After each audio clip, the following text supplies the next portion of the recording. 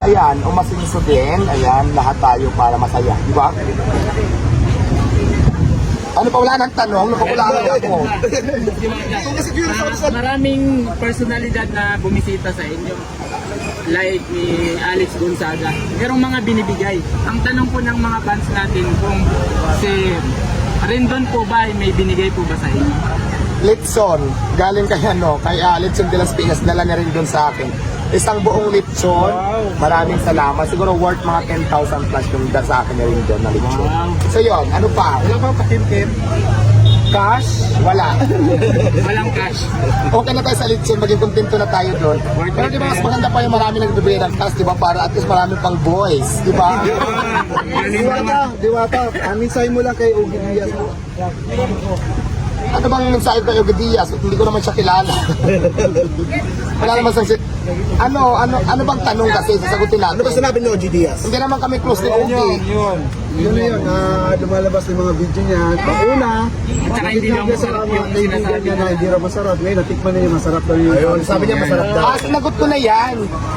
Yung tanong sa akin before na may nagtanong na yan sa akin na sabi daw ni Ugi hindi daw pasok sa panlasa. Ang sinagot ko na kung hindi pasok sa panlasa, di ba ganap pa ng pasok sa panlasa? Sasagot ko na yan kasi hindi ko naman pinipilit, di ba yung tinta ko, sa gusto lang naman. So, di ba kung alam mong natikman mo na hindi mo nagustuhan, di ba? So, Pero natikman na daw niya masarap daw. ay, salamat. Ganun lang naman yun. Hindi pa kasi Bili siya ng worth 2,000 na pares. Oo. Tapos tinikman niya, sabi niya, masarap daw yung pares mo. Kasi ako naman, tinikman mo, nagustuhan mo hindi, maraming salamat pa din. Pero kung hindi mo nagustuhan, di maghanap pa ng ibang magugustuhan mo. Kasi tama. Ganun lang naman kasi para hindi tayo welcome siya magtalo. dito pag gusto niya dito. Yes, lahat, di ba sinabi ko na to noon pa, welcome dito lahat, vlogger, basher, mga kalaban, welcome dito sa Diwatang Paris, lahat kayo. Pag gustong pumunta. Pero ito may nakalimutan ka. Sabi mo lahat ng mga basher ay ililibre mo. Basta basher, tapos nagpunta din katulad nung basher, nagbaba sa akin na kailangan ka sa my proof, hindi lang sinabi mo na basher, kailangan pinakitaan mo kung nang ebidensya na pinas mo ako. So ganun, pwede na. Kung magkakaroon ka ng superpower na pwede mong gamitin laban sa iyong mga bashers, ano ito at paano mo ito gagawin? Yung bato ni Darna, sobrang gusto kong power na makuha ko. Alam niyo kung bakit? Siyempre, di ba kasi si Darna, alam niyo naman si Darna kung paano gamitin yung bato, di ba? Halimbawa, ay, King, ang bato. Kunin ang bato. King, ang bato.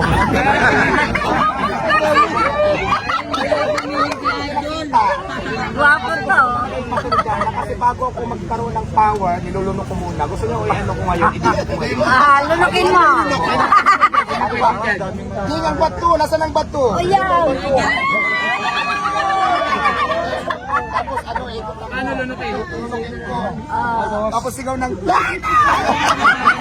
namausap ko. Ganon, kaya gusto ko, pag naging superhero ako, bato talaga ni Darna ang gusto ko makuha. Ano pa? Sa pagpelikula pwede ikaw.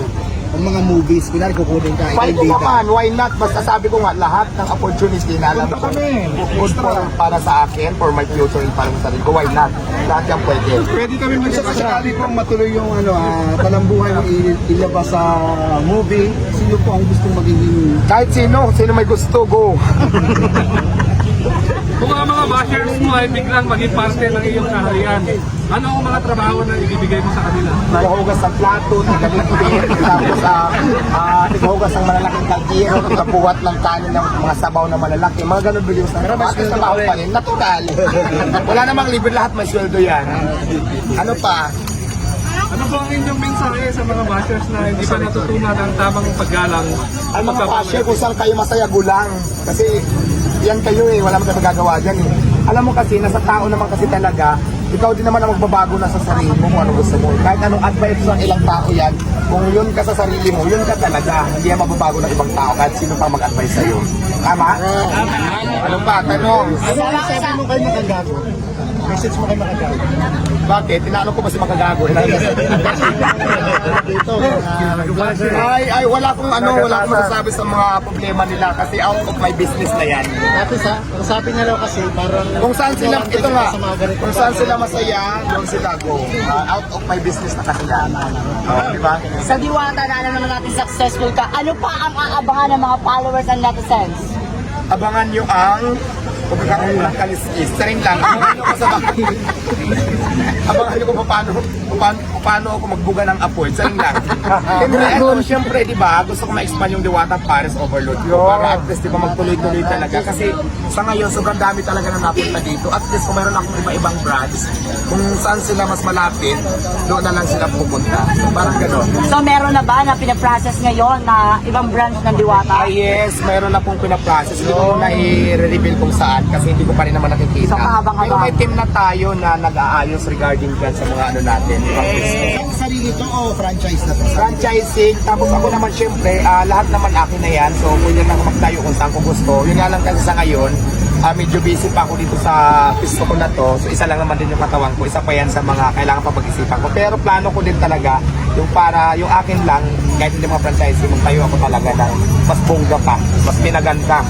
Yun. Mas pinaganda, mas pinalaki, mas pinasarap. Ay, wow. Aircon na yata yan. Ay, hindi, wala akong plano sa mall kasi alam mo pa tayo pang masa. Pag mall kasi parang may iba na yung tema. Gusto ko mga ganito lang, ganito na lang. Pero mas maayos na tingnan lahat. Mas systematic na, mas decente na. Yun ang mga plano ko. Para maiwasan yung hanas ng mga fashion na yan. Diba? So, pinaplano pa lang naman. Nagtanong ka naman kung anong plano ko pa. So, pinaplano ko na yan. Siguro soon, mayroon na tayo dyan. At marami na din nag-offer sa akin na gusto akong tulungan regarding siguro sa mga ganyan. So, walang imposible magkaroon talaga. Madiwata may iba naman tayo. Kasi may nakita ako din sa video mo nung binigyan mo, gumawa ka ng tangkon, tapos sabihin mo, anong taon yun? Ay, siguro nakarang taon lang yon. Doon yun sa ano. Actually, hindi naman talaga naging trabaho ko yon. Yung kapitbahay ko kasi doon dati, nangupahan ako. Di ba, nag-tiktok ako, nag-content ako. Parang diskarte nila yan. Kinontent ko lang na kunwari ako. Alam mo tayo mga bakla, may sinatura tayo. Inaangkin natin, hindi atin. Pero kasi TikTok lang naman yung social media tayo. Okay naman, natutuwa yung mga viewers. Kasi di ba, pero mas malala pa nga dyan ang mga dinanas ko sa buhay. Kung ikaw po ay magiging isang tunay na Diwata, ano ang unang pagbabago na gagawin mo sa ating mundo? Pagbabago, wala na akong babaguhin. Siguro kung magiging diwata ako na tunay, ito na yung diwatang tunay, hindi ko na pwedeng baguhin. Ano po yung unang pagbabagong gagawin nyo sa ating mundo? Kung sa lahat? Babaguhin ko yung mundo. Gagawin mo yun yung mga basher ko. Yung mga basher ko siguro kung ako magbabago ng mundo, gagawin ko na kaapat yung paa. Gagawin ko na silang butterfly. Ay, Tito Mars, kinukunan niya yung makeup niya sa Tony Talks kasi daw masyado daw makapal yung makeup.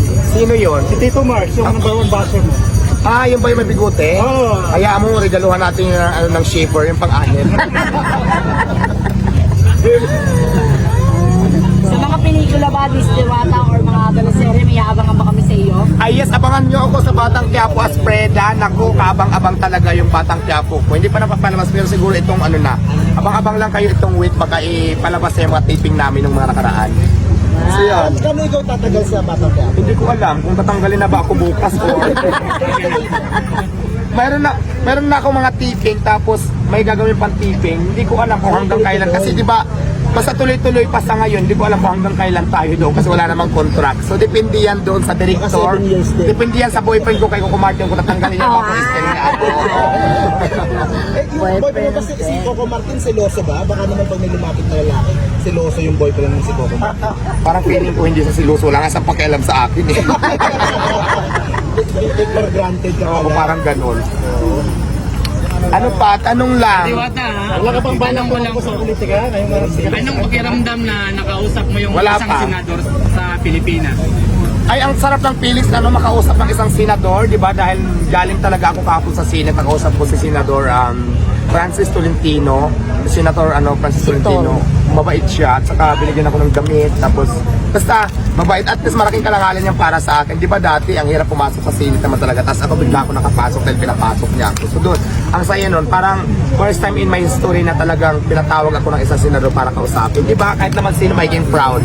So maraming salamat pala, shout out sa iyo, Senador Francis Tolentino.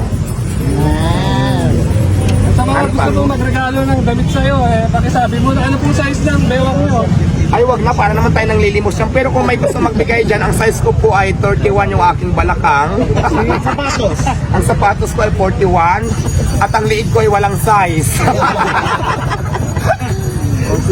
Diwata, At gaano? saka sa lahat ng mga nagbibigay ng regalo, naku, sabi na nila, pag binigyan ka ng mga blessings, tanggapin nyo kasi blessings, ang maliit man o malaki at magpasalamat ka. Kaya willing ako tumanggap sa lahat kung sino magbigay dyan ng blessing, lalo ng pagpera, di ba?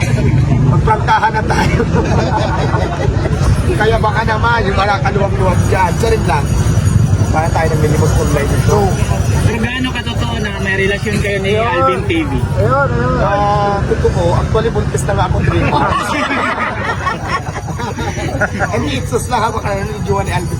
Hindi si Alvin, dito ko lang din siya nakilala. Tapos nakasama ko siya sa travel ko sa Kinsan. Mabait naman siya. At the same time, inedit niya yung mga vlog ko.